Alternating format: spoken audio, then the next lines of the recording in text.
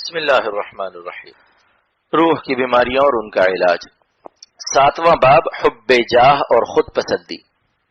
حب جاہ اس بیماری کا نام ہے جس میں آدمی اپنی شہرت کا طالب اور خواہش مند ہوتا ہے. مخلوق میں بڑا بننے کا شوق بھی نہایت خطرناک مرض ہے اور اسی بیماری کے سبب حق بات قبول کرنے سے محروم رہتا ہے. حق تعالیٰ فرماتے ہیں کہ آخرت کی بھلائیاں انہی کے لیے مخصوص ہے جو زمین پر رہ کر بڑائی اور فتنہ فساد نہیں چاہتے. رسول اکرم صلی اللہ علیہ وسلم فرماتے ہیں کہ 2 بھیڑی اگر بکریوں کے گلے میں آ پڑیں تو وہ اتنا نقصان نہ کریں گے جتنے مال اور جاہ کی محبت دیندار مسلمان کے دین کو نقصان کرتی ہے.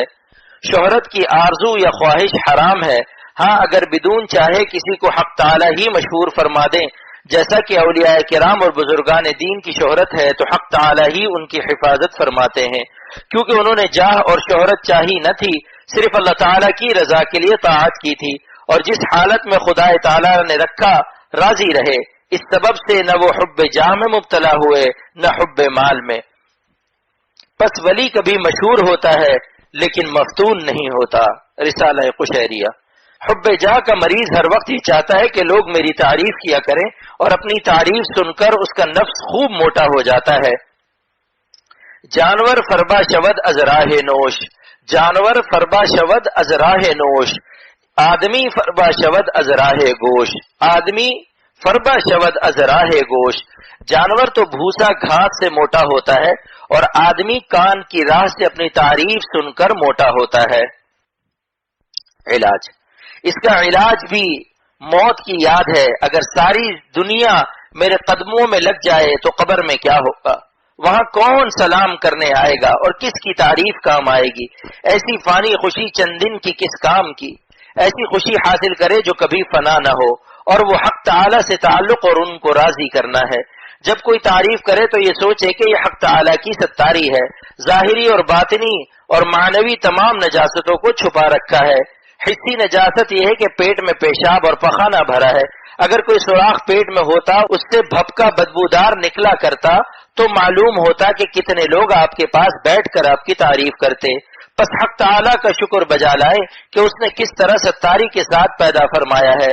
اس طرح معنوی نجاست یعنی گناہوں کا معاملہ ہے کہ حق تعالیٰ ہمارے عیوب کو چھپائے ہوئے ہیں، اور دل میں جو گندے گندے شہوت کے خیالات آتے ہیں اگر ان خیالات سے مخلوق کو آگاہی ہو جاوے تو معلوم ہوگا پھر حضرت اور شیخ صاحب کے القاب کون استعمال کرتا ہے.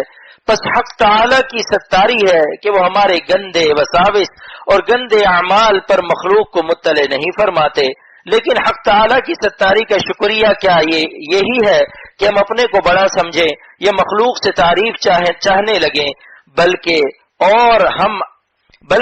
اور ہم کو اپنے کو مٹا دینا چاہیے اور ہر وقت ندامت اور شرمندگی طاری رہنی چاہیے کہ یا اللہ آپ کا احسان ہے، ورنہ اگر یہ ستاری نہ ہوتی تو مخلوق ہم کو پتھر مارتی.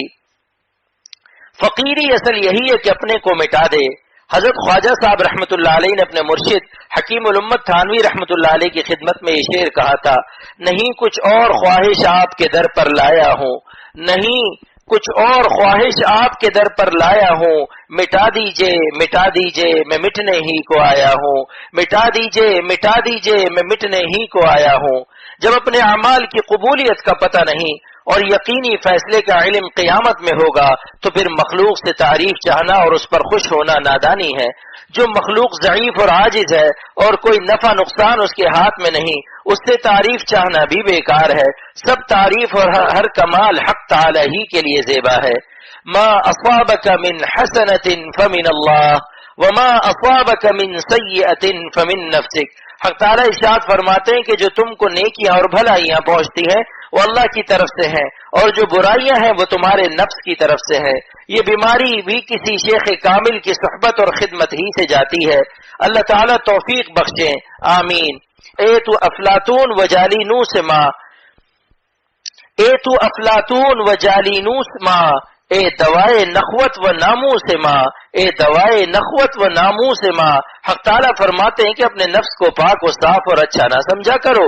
یہ کافروں کی شان ہے کہ اپنے اعمال اور اپنے آپ کو اچھا سمجھیں. حدیث پاک میں آتا ہے کہ خود پسندی تباہ کر دیتی ہے، کیونکہ آدمی جب اپنے آپ کو نیکوکار سمجھنے لگتا ہے تو مطمئن ہو جاتا ہے اور سعادت اخروی سے محروم ہو جاتا ہے۔ شیطان نے 4000 برس عبادت کی، مگر انجام کیا ہوا؟ حضرات صحابہ رضی اللہ عنہم اتنے نیک اعمال کے باوجود ہر وقت ڈرتے رہتے تھے، مخافت اللہ یقبل منہم، اس خوف سے کہ نامعلوم قبول بھی ہے یا نہیں۔ اللہ تعالیٰ کے جمال و کمال کے سامنے اپنے جمال و کمال کو دیکھنا ایسا ہے جیسے کوئی عاشق اپنے محبوب کے حسن و جمال کو دیکھنے کے بجائے ایک آئینہ جیب سے نکالے اور اپنا چہرہ اور سنگار دیکھتا رہے تو وہ محبوب ایک تماچا لگا کر اسے بھگا دے گا کہ جب اپنے ہی کو دیکھنا ہے تو یہاں کیوں آیا ہے؟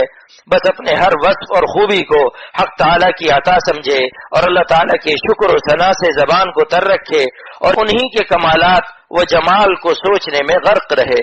اللہ پاک عمل کی توفیق عطا فرمائے۔